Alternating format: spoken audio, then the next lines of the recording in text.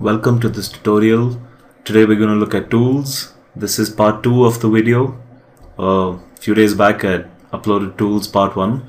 If you haven't checked that out, please go ahead and check that out because I've covered quite a few of the tools in that. And today we're going to look at the tools that I haven't covered in that video in this one. And we aren't going to cover everything because this is a tutorial only for beginners, so there are some tools that I will not be covering. I'm just going to cover the basic things needed to learn and use Photoshop on a basic level. So if you've already seen the video, you remember we've learned how to use the move tool, the marquee tool, the lasso, the crop tool, brush tool, eraser tool, and the paint bucket, as well as a text tool. And we've also looked at the rectangle tool. Now in the lasso tool, like I said, if you have a tiny arrow here on the bottom right of the square here, if you have a tiny image here, tiny arrow, it means that there's more tools in there. So just left click and drag and you get whatever's in there. So we've already seen the lasso tool. Now we're going to look at the polygonal lasso tool. Now that's pretty much like the lasso tool. The lasso tool is freehand. You can select anything freehand. Let's just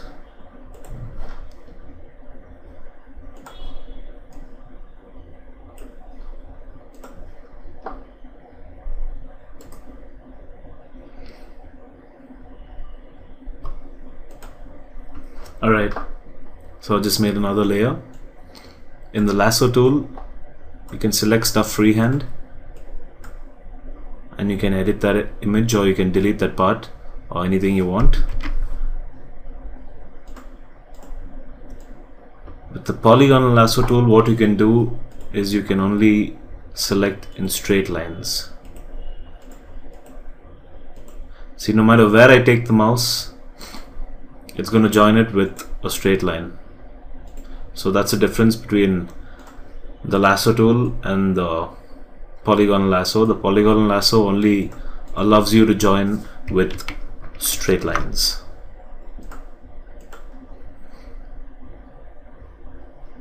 So let's, for example,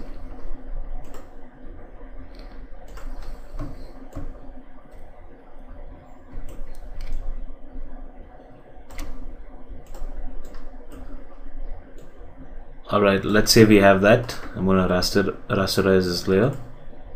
I'm going to turn this layer off. Let's say we have this image here and we need to cut this part out. Well, let's just flatten. Alright, so this is the image. Let's just say we want to cut this part out. We use our polygonal lasso, zoom in a bit, and just select the points.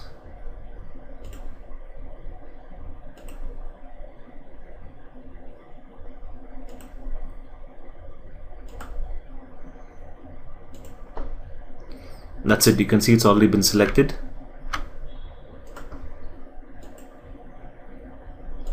Now I can move it around.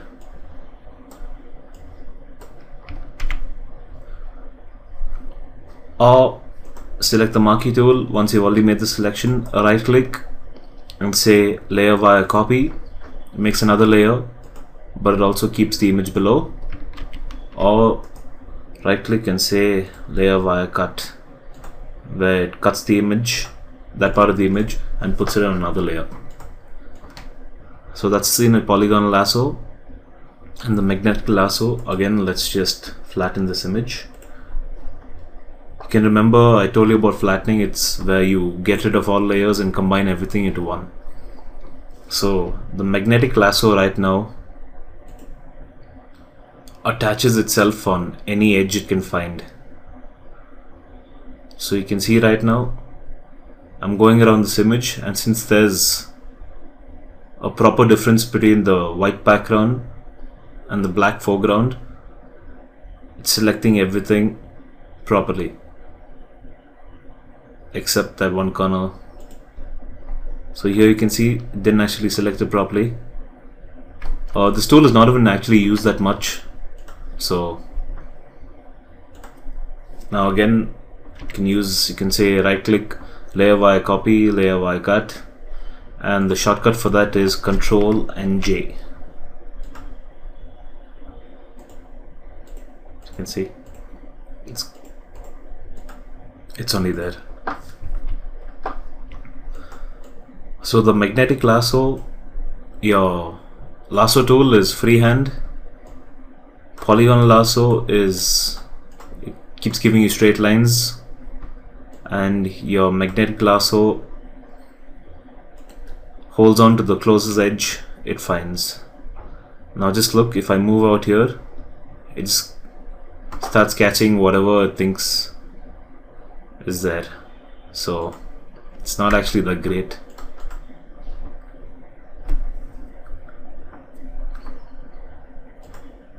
The next thing we're going to look at is the quick selection tool.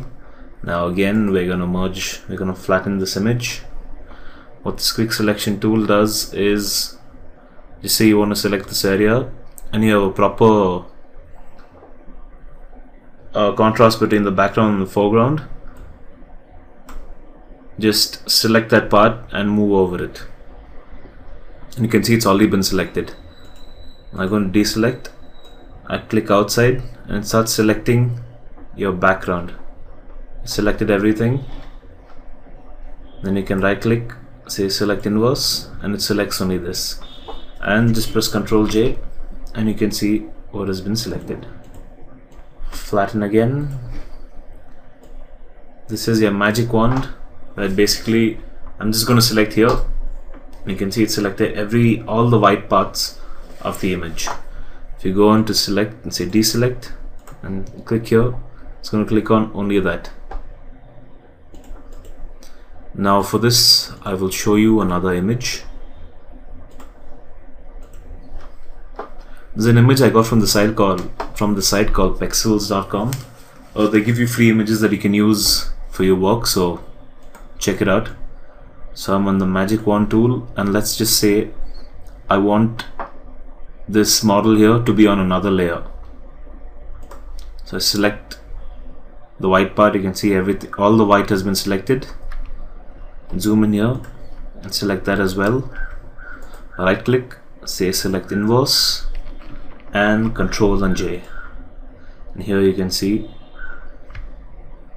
our model has been selected. Now I'm going to undo that. I'm going to deselect it and show you what happens when you increase the tolerance. So your tolerance goes from 1 to 255, I think. Let's make it 100. Select. Now you can see it started selecting part of the model as well. That's because the difference between the white pixels there and the highlighted white pixels in our hair is not that much, and we've increased tolerance, which means it's going to select all that. It's going to deselect. Let's increase tolerance to 200, and this is what it looks like now, because it selected the white and everything close to white. But it's taken all that. So the lesser your tolerance, the lesser it's gonna take off your model. Let's keep it as 10. Hit. Here you can see there are some color imbalances here as well. Let's keep it as 50.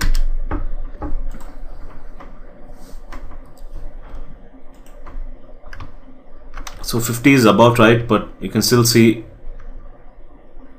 it ignores a little bit of the hair. You can just play around with that.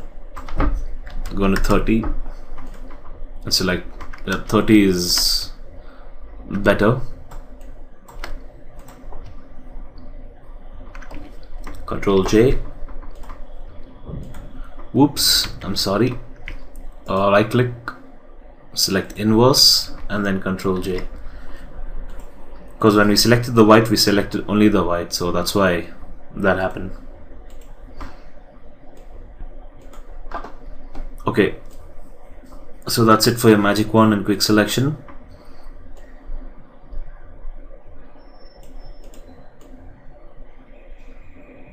Alright, let's go to the eyedropper tool. Now for that, again, I'm going to use this image. I'm going to make another layer. Let's say you don't want the background to be white, but you want the background to be some like little brownish like her skin, or little darkish like her lipstick. How do you get that color? You can open your color palette and you can move around and try figuring out where the color is, or just go into eyedropper tool. The shortcut is letter I. Go over the color you want. You can move it around to whatever you want, and it selects your color. So let's now look at the color here. If we select here, it becomes darker. So it takes that color and fills it up in your palette. Now we've already selected another layer. Go to paint bucket, which we saw the other day. The shortcut is G, and select. Now you can see the background. We've changed the background from white to the color of her nose, and there's not much of a contrast between her and the background. So you can undo that. You can use the eyedropper tool again. Go to her hair. There are like some purple highlights there. Or we can take something here.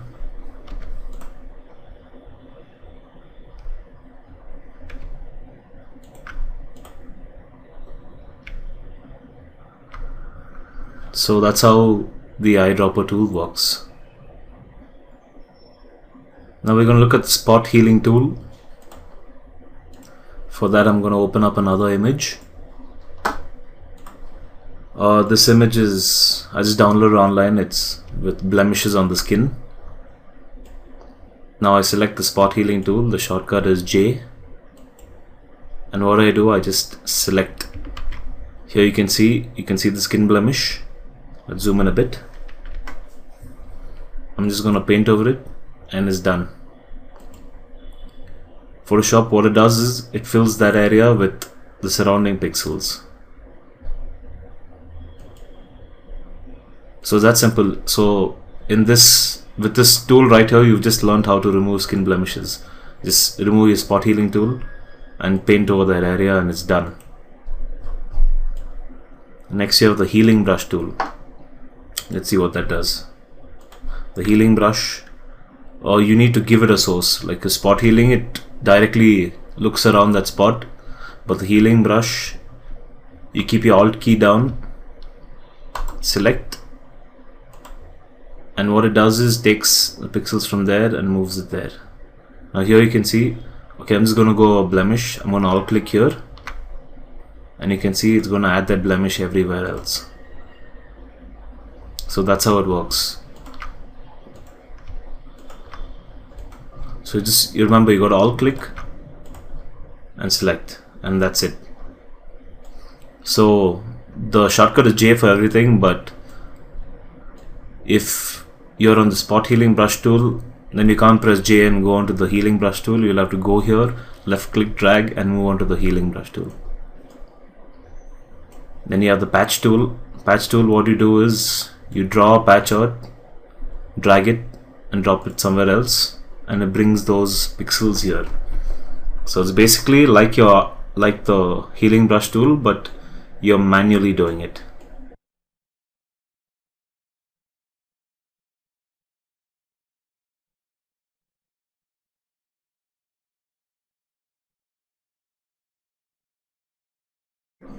The brush tool we're done with.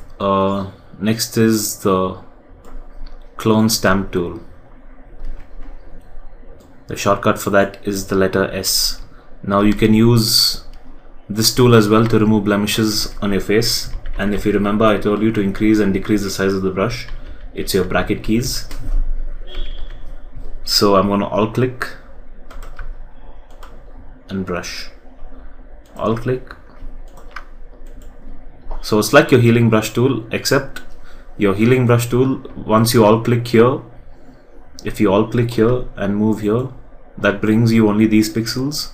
But with the clone stamp tool, if you all click in one place and you move over, it brings all these pixels here. So in the spot healing, it takes only that one spot and puts it everywhere. But in this,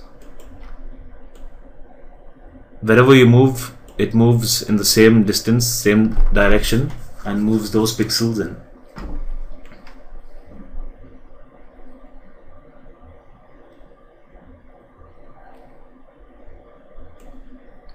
So we've seen the rectangle tool. Now with that, there is, I'm going to close this image. With the rectangle tool, there's your rounded rectangle tool, which rounds out your edges. There's the ellipse tool.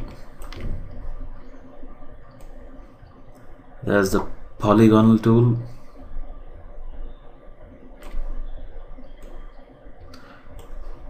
So in the polygonal tool, you can add how many of sides you want.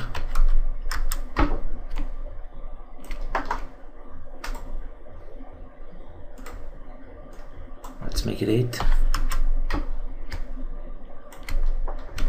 So that's how that works. And you have your line tool, where it's just, you can draw lines all over the place.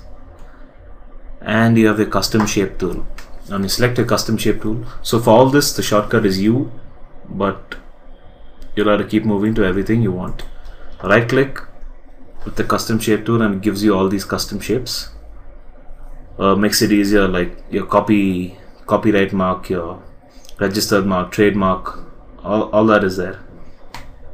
Or if you're making like a comic kind of scene, you can add your thought boxes and stuff like that. So it's really cool. You can select whatever's there. It's got everything. It's got the music, whatever you want. It's got arrows. It's got the Christmas tree. So it's stuff like that. Then we got the path selection tool. Now here we've made all these using paths, and I'm going to select. So here you can see I've selected this and it showed you the path of the image.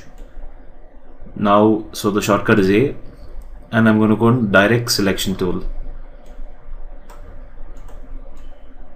That's out of all these paths, you can see only this one is highlighted because I've selected that, and now I can move that. So let's say I'll select this, I can move this, select this, move this. So that's how it is. It's, you basically draw any path and you can use the direct selection tool to make a change.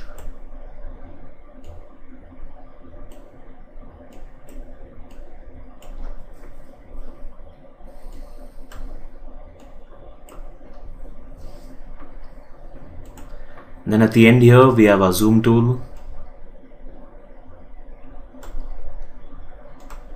Click once, you zoom in, and you keep Alt pressed and you click, you zoom out. So in the zoom tool, click once and drag your mouse, you start zooming in. Alt click, click and drag out, you zoom out. So that's how it is. And to get your screen into proper size, you press Ctrl and 0. Ctrl and 0 fills up your screen with your document. So that's about it with this part of tools.